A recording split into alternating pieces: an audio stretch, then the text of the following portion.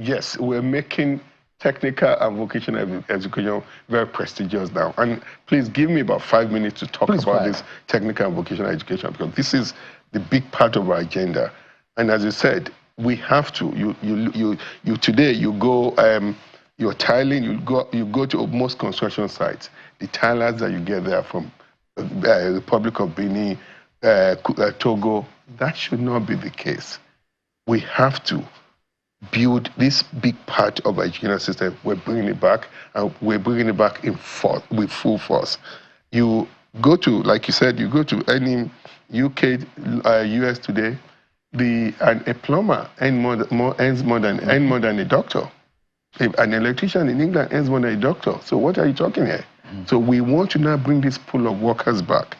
So what we're doing with our technical and vocational education is that we've laid out a four-step approach here.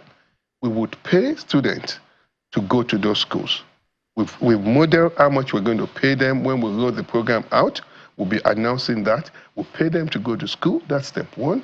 Step two, the school that they're actually going to, we will pay them decent tuition fee there, because we need to really unlock a new value chain in a technical education system. They'll make money from tuition coming to them, so that they can expand their workshop, they can expand their infrastructures. And on the third step is what we call the mastercraft person. That's where they learn the practical skill. What we've done is that we've changed things. We really 360-degree change the education, the instruction. We will change the instruction at this technical college to what I call reverse Pareto rule. What is Pareto rule? What is success? Pareto rule, what is success? Success is 20% policy and 90% implementation. So what we will be doing with our technical education it will just be 20% didactic and 80% hands-on training. On the step 3, let me go back there. We're pre-qualifying the mastercraft persons from large industry to medium-sized industry and the small-sized industry. I'll give you an example now. We go to the artisan level. Say you want to train our students on tiling. We'll go with quality assure you that you have the capacity to train them. We'll ask you how many students can you train. 10 students. We'll give you 10 students, and we'll pay you for each of those students every month. We will go back to come and check to be sure those students are being taught properly. We will recruit 774 performance monitoring officers for each local government that will go around to ensure those students are getting the right practical training. We've designed three kind of instructional center here. The first one, the skill training center. The second one, the Vocational Enterprise Institute and the technical colleges, both state and the federal technical colleges.